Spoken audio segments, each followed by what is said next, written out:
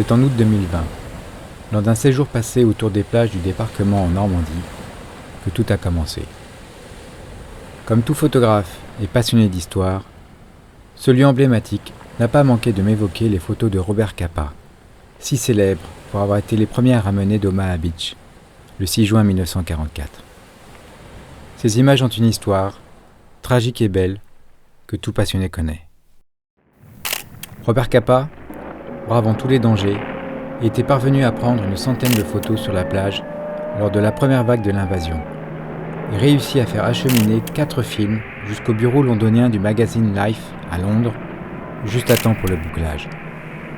Hélas, au moment de sécher les négatifs, un laborantin maladroit aurait ruiné son travail en fermant les portes de la cabine de séchage malgré les consignes. Cette erreur aurait eu pour effet d'augmenter excessivement la température au point de faire fondre les précieux films. Ne furent sauvées que 11 images du désastre.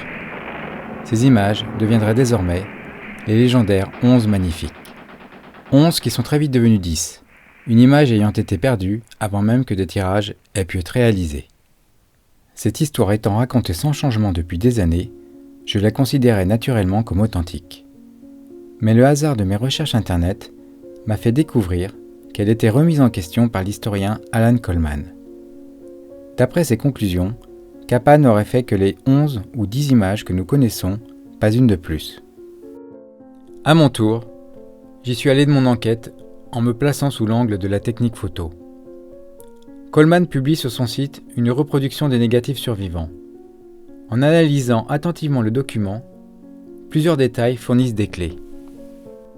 Tout d'abord, la planche contact est en réalité un montage de différents scans assemblés sur un fond noir. On le découvre en éclaircissant le fichier. Si l'on place bout à bout les négatifs, on s'aperçoit qu'ils coïncident parfaitement et que les numéros se suivent de la vue 29 à la vue 36. L'image 31 étant un contre-type, le négatif original ayant disparu. Le cliché 37 est manquant. Puis nous arrivons au numéro 38, qui est le dernier du film, comme le prouve la partie vierge qui suit, plus grande qu'un espace inter-image. Mais revenons à la vue 37. Si l'on analyse la partie découpée de l'image qui lui précède, on devine de très faibles détails flous qui appartiennent à l'image fantôme. Si l'on place la fameuse photo du visage en la vague de Robert Capa et dont le négatif a disparu, qu'on la dispose en regard de ces détails, on constate une parfaite correspondance. Ceci démontre que le visage en la vague est bien la vue 37. Par ailleurs, le négatif 38 n'a pas été découpé maladroitement ni arraché, mais au contraire, le laborantin a soigneusement découpé le film de 2 coups de ciseaux en suivant exactement la forme dessinée. On peut maintenant reconstituer ce négatif manquant.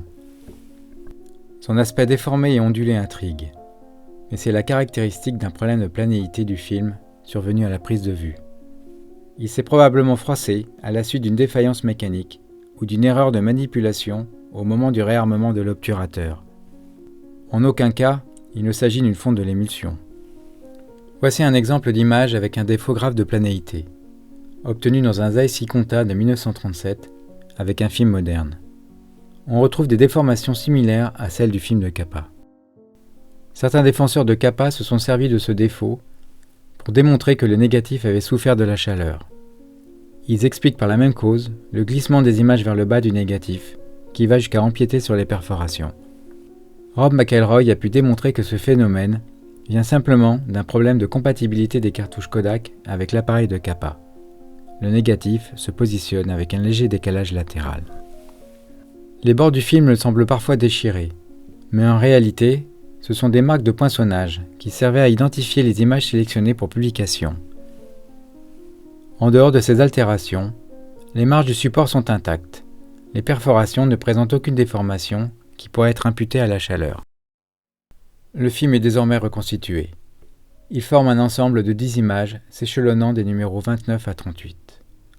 La 11e vue perdue venant très certainement se placer au numéro 28. La séquence qui nous est présentée indique clairement que la première vue correspond au début de l'action des soldats sortant de la barge de débarquement. Capa est encore à bord et utilise plus de la moitié de ce qui reste de son rouleau pour documenter cette scène. Puis, Il avance dans l'eau, se place à l'abri d'un char en panne et termine son film. Ces éléments ne suffisent pourtant pas à remettre en question la légende, car on peut toujours affirmer que Capa a réalisé d'autres films et qui auraient été détruits par le laboratoire. Pour aller plus loin, il nous faut reconstituer ce fameux accident. Grâce à l'aide d'Alan et de Rob, j'ai pu disposer de 3 films vierges d'époque, de type Kodak Super XX, identiques à ceux que Capa avait utilisés le jour J. L'un d'eux, daté de 1944, sera choisi pour le test.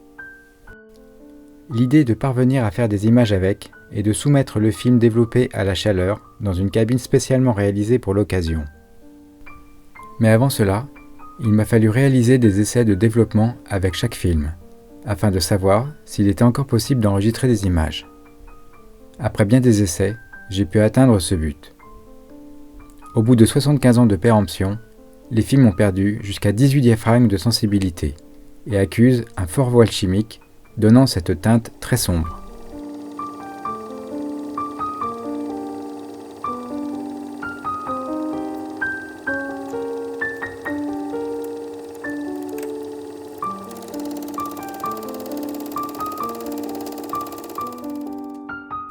C'est alors qu'Alan Coleman m'a conseillé d'exposer le film candidat carrément dans le même appareil que Capa, un boîtier Contax 2 équipé de son 50 mm. Idée fascinante, mais pas simple à réaliser. Par chance, j'ai pu bénéficier de l'aide de mes amis fondateurs du musée de la photo de Saint-Bonnet-de-Mur qui acceptèrent de me prêter le Contax de leur collection. Je choisis prudemment de tester d'abord cette relique avec un film moderne. Première constatation, l'appareil est difficile à charger. Il faut prendre le temps de positionner le rouleau avec soin, sous peine de photographier dans le vide. Le dos s'enlève complètement et se perd donc facilement. Ces considérations m'amènent à penser que Capa aurait eu bien du mal à changer de film en pleine action, à moitié dans l'eau de mer. L'appareil n'ayant pas servi depuis des dizaines d'années, l'obturateur s'est révélé difficile à utiliser autrement qu'en pose B. J'ai donc dû employer un filtre gris neutre très dense pour pouvoir utiliser un film de 100 ISO et avoir le temps d'exposer sans l'aide de l'obturateur. Puis j'ai développé le film immédiatement. Les images étaient bien là, l'appareil avait rempli son rôle.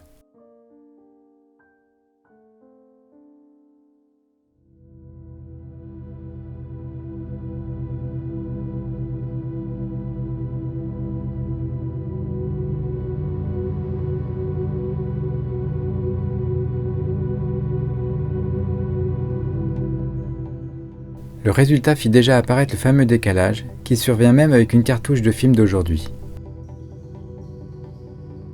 Le moment est maintenant venu de charger le Contax avec le film de 1944, qui servira pour la reconstitution de l'accident.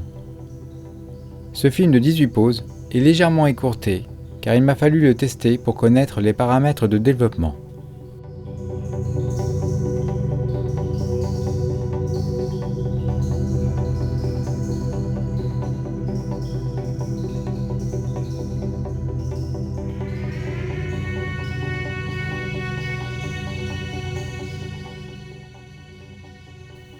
J'ai constaté qu'il nécessite de poser plusieurs minutes à 2.8 en plein soleil pour avoir une image lisible. Et malgré cela, tout le film présente un voile chimique intense qui lui donne cette allure très dense. Une fois ces éléments à ma disposition, j'ai voulu d'abord découvrir quelle température un film sur support acétate pouvait supporter. J'ai donc placé un échantillon de mon film de 1947 dans mon four de cuisine. J'ai eu la surprise de constater qu'il pouvait effectivement fondre, mais pas avant l'impressionnante température de 180 degrés. L'échantillon témoin sur support polyester a lui très bien résisté à l'épreuve, ce qui prouve que le choix d'utiliser un film d'époque était pertinent. L'étape suivante a alors consisté à fabriquer une cabine de séchage expérimentale. Hélas, en l'absence de toute information fiable sur la façon dont cette cabine avait été construite dans le laboratoire de Life, nous en avons été réduits à nous contenter d'un modèle en bois simplement plausible. Nous savons seulement qu'elle était dotée d'un système de chauffage à base de résistance électrique assez puissant, puisqu'il fallait l'utiliser portes ouvertes sous peine de détruire les films. Nous sommes prêts pour l'heure de vérité. Les films vont-ils fondre ?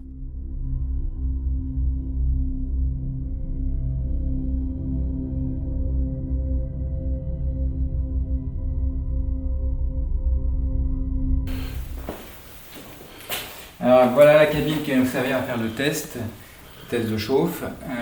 C'est une cabine qui a été construite artisanalement, spécialement pour l'occasion. Alors ici vous avez la résistance électrique qui va nous servir de source de chaleur. J'escompte que ça va monter assez haut parce que c'est assez puissant. C'est un appareil à raclette que j'ai recyclé pour l'occasion. Ici vous avez une sonde de température qui nous permet de connaître la température qu'il va y avoir en bas de la cabine. Et une deuxième sonde qui va nous renseigner sur la température qu'il y aura en haut de la cabine. Et là on a le boîtier vers lequel convergent les deux sondes de température qui va nous indiquer la température directement ici en haut de la cabine et là la température en bas. Donc on voit qu'il fait 22 degrés ici, ce qui est la température ambiante.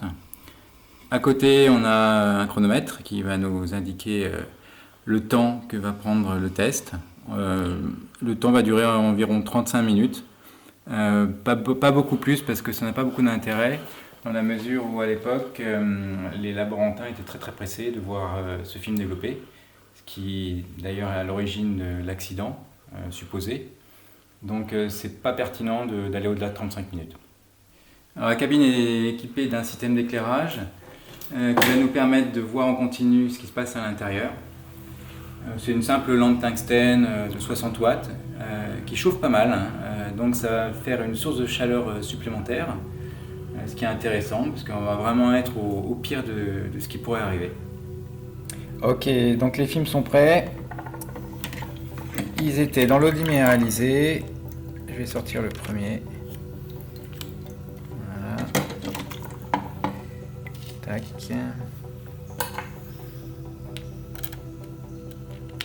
On va le mettre dans le bon sens.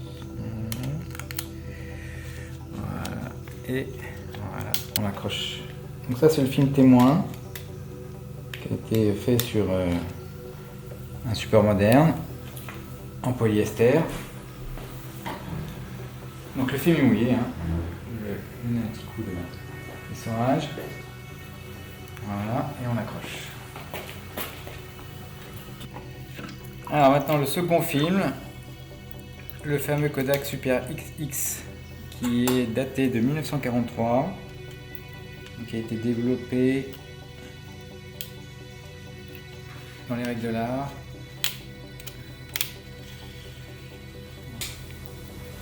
Voilà. Alors, il n'y a qu'une petite longueur de film. D'abord parce qu'il ne faisait pas 36 poses, je crois que de mémoire il faisait 20 poses seulement. Et une partie du film a été consommée pour faire les tests. Alors, on va le mettre comme ceci, de manière à ce qu'il soit à la même hauteur en bas.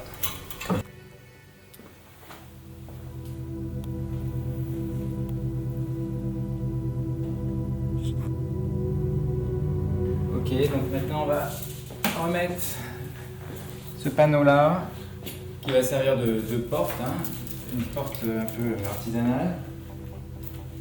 Voilà, on la visse. Ok, alors on va mettre la plaque de verre, c'est une plaque de four qui a été récupérée. Voilà. Ok, et on va allumer maintenant. Voilà. Il n'y a plus qu'à brancher la résistance et puis on est prêt pour le test.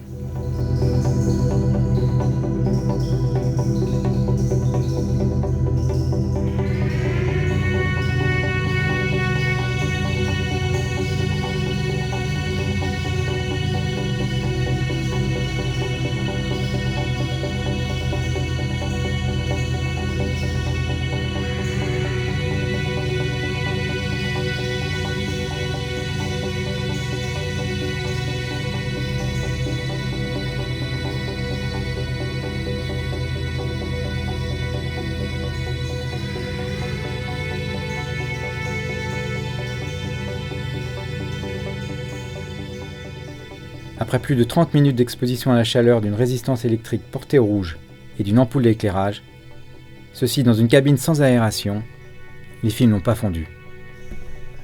Ni le film moderne, ni le film d'époque. Certes, ils ont gondolé, ont passé une dure épreuve, mais les images sont toujours utilisables. Il m'a suffi de placer mon film de 1944 sur un cylindre durant 24 heures pour qu'il retrouve son état d'origine. Sa teinte très dense est restée la même, le support est intact, et les images n'ont pas glissé. Il a même mieux résisté que le film moderne, car il a retrouvé sa forme d'origine plus facilement.